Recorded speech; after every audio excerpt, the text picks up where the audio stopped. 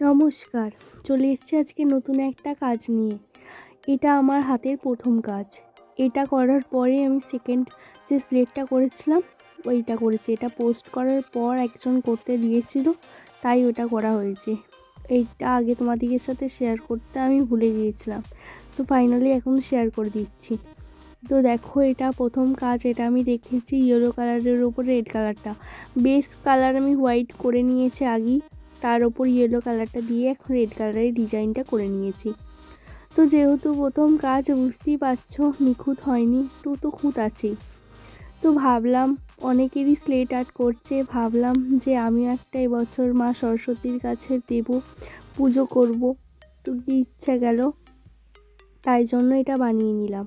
তো এই যে লেখাটা লিখেছিলাম ওম সরস্বত্যই নমঃ, এটা আমি ভেবেছিলাম মিডিলে রাখবো, কিন্তু মিডিলের জায়গায় এটা একটু সাইড হয়ে গেছে, এক সাইডে হয়ে গেছে।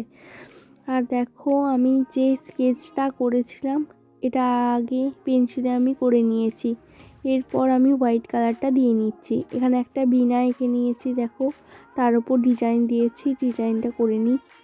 তো এটা যেহেতু আমার নিজের জন্য বানিয়েছি, তো এতে কোনো নাম আমি লিখিনি, শুধু জাস্ট এমনি ডিজাইন করে নিয়েছি। আর সামনেটা ফাঁকা ছিল বলে আমি এই ডট ডট দেওয়াগুলো করে নিয়েছি। আর এখন দেখো, লেস বসানোর জন্য আমি ইউজ করছি রেড কালারের একটা ফিতে।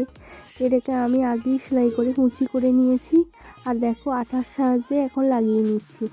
আর আগেরটার মতনই ফিতের মাঝখানগুলো যেগুলো ফাঁকা আছে, এই জায়গাগুলো আমি অ আ ক খ লিখে দেব। তো এটা দেখো এখন কমপ্লিট করে ফেলেছি, আর এটা এর ফাইনাল লুক। যদি ভালো লেগে থাকে অবশ্যই লাইক দিও আর কমেন্টে বলো কেমন হয়েছে।